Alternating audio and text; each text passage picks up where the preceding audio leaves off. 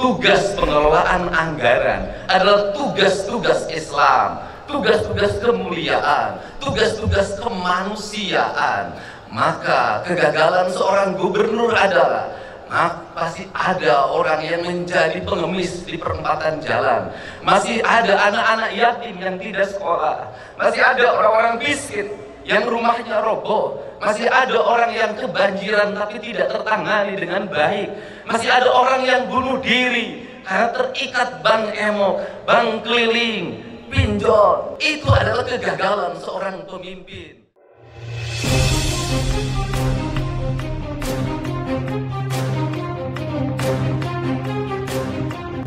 Pernah nggak kalian merasa ada sesuatu yang besar sedang bergerak di sekitar kita, tapi belum semua orang sadar? Akhir-akhir ini, nama Semar kembali ramai dibicarakan. Ya, tokoh wayang yang katanya cuma fiksi itu, tiba-tiba jadi bahan percakapan serius. Lebih mengejutkan lagi, ada satu sosok yang dikenal dengan inisial KDM, dianggap sebagai perwujudan ramalan lama. Ratu Adil, penyelamat yang sudah ditunggu ratusan tahun lamanya. Ramalan itu bukan karangan baru, ini berasal dari para karuhun, leluhur Nusantara yang sudah menulis pertanda tentang masa depan sejak zaman kerajaan dulu. Tapi, kenapa justru sekarang saat dunia semakin modern, ramalan-ramalan itu terasa makin nyata? Dan kenapa banyak orang justru menolak percaya? Di video ini, kita akan telusuri benang merah antara ramalan Semar, sosok KDM, dan fenomena yang sedang terjadi tahun 2025. Satu hal yang pasti, setelah ini, kalian mungkin tidak akan memandang sejarah dan masa depan dengan cara yang sama lagi. So, tonton video ini sampai akhir, let's go. Kan? Ada pajaknya nggak? Ada Pak, itu kita ada. Berapa? Izin galiannya ada? Ada. Menang duit itu pada di ayeuna lain dieureunkeun lain ditutup ya. Ulah waka mobil maju sancan jalan dibersihkeun. Ulah waka mobil maju sancan anu ngajual tanah boga tanggung jawab ngomean jalan. Ari sia mah teu saralah aing nyaho. Bener tah? Siapan aing teh gubernur kudu tanggung jawab. Benar, Pak. Ulah jalan aut-autan ku aing diantep wae. Jalan pinu ku tanah ku aing diantep wae. Kudu dibenerkeun kabeh jelema gawe kudu bener. Ulah untung sorangan ngarugikeun nu sejen. Ya, sanuncan. Sahabat Keramat Wali, mari kita tarik napas sejenak dan bayangkan kita sedang duduk di pelataran rumah kayu, di bawah cahaya lampu minyak, suara jangkrik malam, dan seorang kakek bijak mulai bercerita. Dulu, jauh sebelum ada negara bernama Indonesia, rakyat di tanah Jawa sudah mengenal satu tokoh yang sangat dihormati, namanya Semar. Bentuknya mungkin tidak mengintimidasi, tubuhnya gemuk, hidungnya pesek, wajahnya lugu.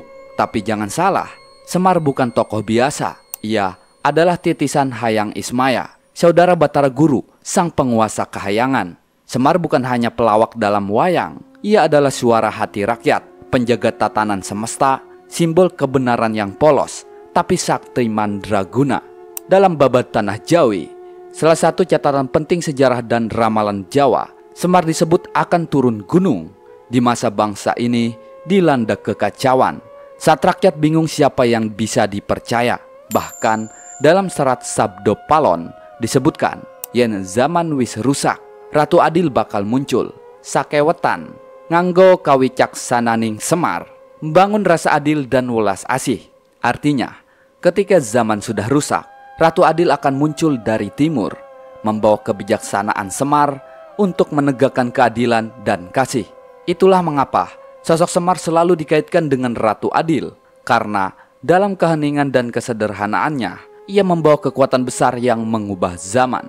Adapun maknanya untuk masa kini, pertanyaannya sekarang, kenapa di tahun 2025 ini nama Semar kembali ramai disebut? Apakah karena zaman memang sudah rusak dan rakyat sedang menunggu penolong? Dan siapa yang membawa kawicaksananing Semar itu hari ini? Satu nama muncul, KDM. Tapi sebelum kita bahas lebih jauh, kita perlu melihat apa yang sebenarnya sedang terjadi tahun ini. Sahabat Keramat Wali, tahun 2025 bukan tahun biasa. Di satu sisi, teknologi makin canggih. Tapi di sisi lain, banyak orang merasa hampa. Harga naik, kepercayaan turun, dan rakyat mulai bertanya, siapa yang benar-benar peduli pada kami? Di tengah keraguan itu, muncul satu nama, KDM. Awalnya, ia bukan siapa-siapa, tapi perlahan, gerakannya mulai terasa. Suaranya bukan lewat debat, tapi lewat tindakan. Ada yang bilang, KDM itu keras kepala. Ada juga yang menuduh dia hanya cari sensasi. Tapi entah mengapa, makin hari, justru makin banyak yang merasa, dia ini beda. Ia bicara tentang keadilan, bukan sekedar hukum, tentang keberpihakan, bukan sekedar popularitas. Dan yang paling mengejutkan, banyak tindakannya yang justru menghidupkan kembali kata-kata dari ramalan Semar. Di sosial media, rakyat saling curhat tentang hidup yang makin sulit. Di jalanan, muncul gerakan-gerakan kecil yang membawa harapan. Beberapa daerah mulai mengadopsi kebijakan lokal yang mirip seperti visi KDM, yang dulunya hanya dianggap orang aneh. Kini mulai disebut-sebut sebagai harapan baru. Seseorang bahkan berkata di Twitter, KDM bukan cuma tokoh, dia cermin rasa kecewa sekaligus harapan terakhir rakyat kecil. Nah, KDM tidak hadir seperti pahlawan sinetron, tapi justru karena itulah ia terasa nyata. Dan makin hari, jejaknya makin mirip dengan nubuat Semar dan para karuhun. Tapi, apakah benar dia Ratu Adil itu? Di bagian selanjutnya, kita akan bongkar satu persatu tanda-tanda yang diyakini menunjuk langsung ke KDM. Sahabat Keramat Wali, banyak yang menganggap ramalan hanyalah cerita lama. Tapi saat satu demi satu tanda itu muncul di kehidupan nyata, kita mulai bertanya, apakah ini kebetulan atau justru petunjuk? Adapun tanda dari ramalan Semar, dalam serat Sabdo Palon dan banyak kisah rakyat Jawa, Semar disebut pernah berkata, Ratu Adil itu bukan orang istana. Ia datang dari rakyat biasa, tapi wajahnya menyinari harapan di tengah gelapnya zaman. KDM bukan bangsawan, ia tak punya terah keraton. Tapi entah mengapa, semakin lama rakyat kecil mulai merasa dia ini orang yang kami tunggu. Bukan karena janji, tapi karena tindakannya. Bukan karena gelar, tapi karena keberaniannya. Adapun tanda dan ciri sosok Ratu Adil, menurut ramalan Jayabaya dan Ronggo Waristo menyebut tanda-tanda Ratu Adil itu, ia datang dari timur, berjalan sendiri tanpa pasukan. Ditentang banyak orang, tapi tak bisa dihentikan. Dan lihatlah KDM, lahir dari timur negeri, tak punya partai besar, tapi langkahnya seperti tak bisa dibendung. Ia bicara hal-hal yang dulu dianggap tabu, membela yang tak bersuara, dan menghadapi tekanan tanpa gentar. Adapun perilaku dan gerakan KDM, banyak tokoh bersuara, tapi KDM bertindak. Ia membantu rakyat kecil, memberi kebijakan-kebijakan yang meringankan rakyat, dan menghapus kebijakan-kebijakan yang menyusahkan rakyat. Dan uniknya, semua itu ia lakukan tanpa sorotan besar. Bahkan, ia membangun jembatan untuk warga pakai uang pribadinya. Hanya Bapak laku keluarga dari itu, Pak. Ya. Artinya, saya membantu saya bukan karena Bapak digusur. Iya, Pak. Karena bukan digusur, Pak. Iya, Ini memang negara mengambil tempat untuk membangun lagi danau kecil untuk kepentingan pengaturan air. Iya, Pak. Dan itu demi kepentingan negara dan di tanah negara. Siapa? Tapi saya bantu Bapak itu karena Bapak tidak punya tempat tinggal. Bapak perlu tempat kontrak. Siap. Bapak perlu makan. Dan itu adalah warga Bekasi. Dan itu warga Jawa Barat. Maka saya harus membantu setiap warga yang kesulitan, jadi tanggung jawabnya beda.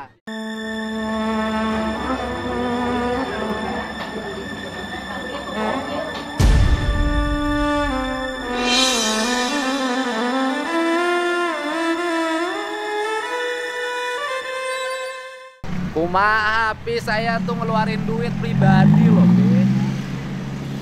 saha sih ngeganggu wargana? Ngeganggu saha? Ya, aya ngeganggu mah, Pak. Orang videona aya kok. Saha ngeganggu wargana? Saha wargana?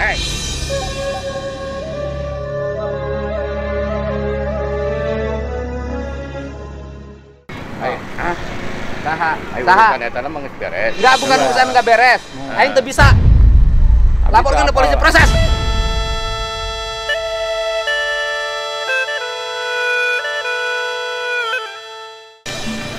Kan itu lain proyek pemerintah, pribadi. Iya, Pak. Ngisi-ngisikan duit pribadi. Oh, wah, nggak ada damai. Lamun teu sanggup tinggalkan proyekna. Naon, kurang ngabantuan pemerintah, ngabantuan warga kok, ngajar dah gue wargana.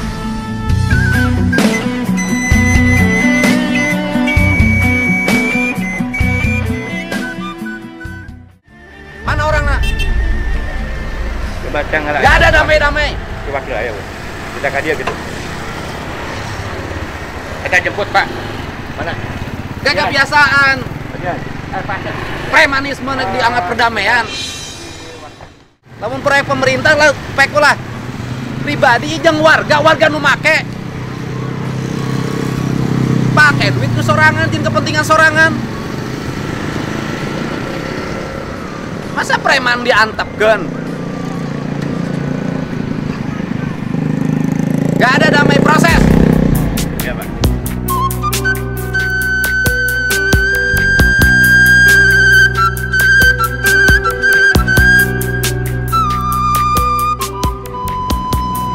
Buktina aya kok. Layaknya kata Karuhun, ia hadir bukan untuk dipuja, tapi untuk membangkitkan dan untuk membantu masyarakat. Lalu dampak sosial yang terlihat. Kini kita mulai lihat dampaknya. Di desa-desa, nama KDM mulai dibicarakan. Komunitas-komunitas mulai terbentuk. Gerakan akar rumput yang tak digerakkan oleh uang, tapi oleh harapan. Banyak orang bilang, saya tak kenal dia secara pribadi, tapi saya percaya dia berjalan untuk kita. Dan inilah yang membuat banyak orang bertanya-tanya, apakah ini yang dulu disebut Ratu Adil akan muncul di tengah kekacauan? Tapi jangan salah, KDM juga dibenci. Ada yang menyebutnya pengacau, ada yang bilang dia hanya pembuat gaduh, bahkan ada yang menyebarkan fitnah agar ia tumbang. Namun jika kita kembali ke ramalan lama, kebenaran akan datang di waktu yang salah menurut penguasa, tapi ia tetap akan hidup walau dicerca dan dijatuhkan. Bukankah itu yang sedang terjadi sekarang? Iya, kalau saya sih sudah sejak saya jadi bupati udah terbiasa ya diancam dibunuh, diancam diculik, diancam apapun, dan itu kan bagian dari dinamika resiko seorang pemimpin. Kalau pemimpinnya banyak melakukan langkah-langkah yang dianggap merugikan beberapa pihak, ya pasti ada orang yang tidak suka, dan orang tidak suka itu bisa jadi ada dua, satu serius, kedua iseng. Tetapi dalam problem seperti ini kan kita tidak bisa dianggap terlalu serius, juga tidak bisa dianggap terlalu iseng. Ya nanti saya mau kaji lah apa yang harus saya lakukan terhadap ancaman-ancaman seperti ini. Apakah harus lapor atau tidak dilaporkan? Nanti saya lihat, saya pelajari dulu untung dan ruginya langkah-langkah yang saya lakukan.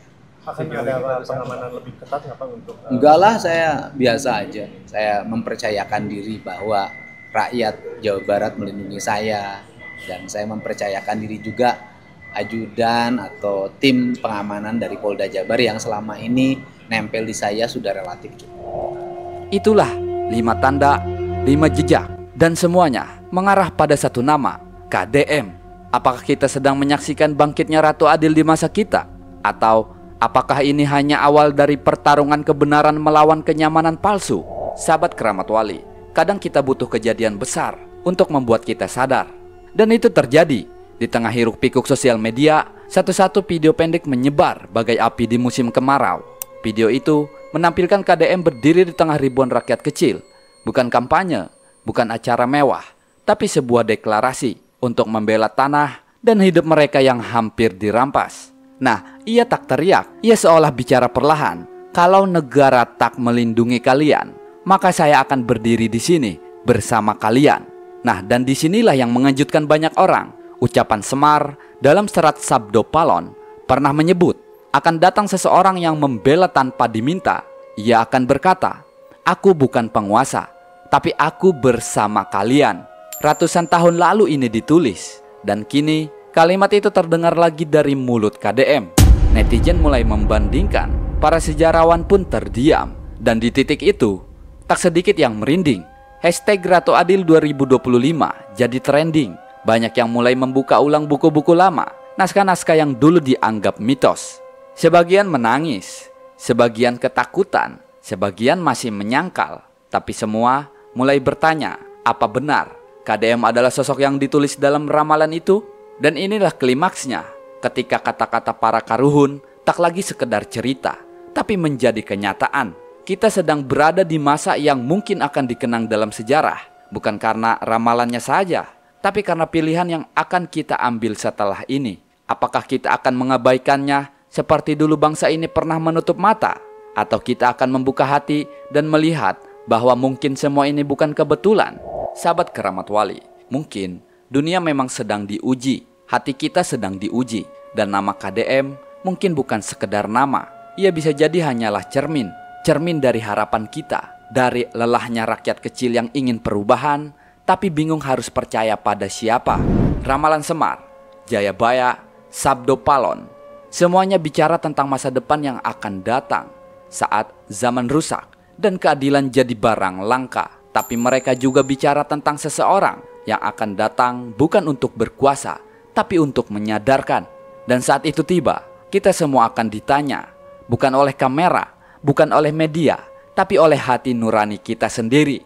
Kalau benar KDM adalah Ratu Adil, maka ini bukan cuma tentang dia, ini tentang kita. Apakah kita siap melihat kebenaran walau datang dari sosok yang tak kita duga? Apakah kita berani berdiri saat mayoritas memilih diam? Kalau benar ini saatnya Ratu Adil muncul, kita akan berdiri di pihak mana?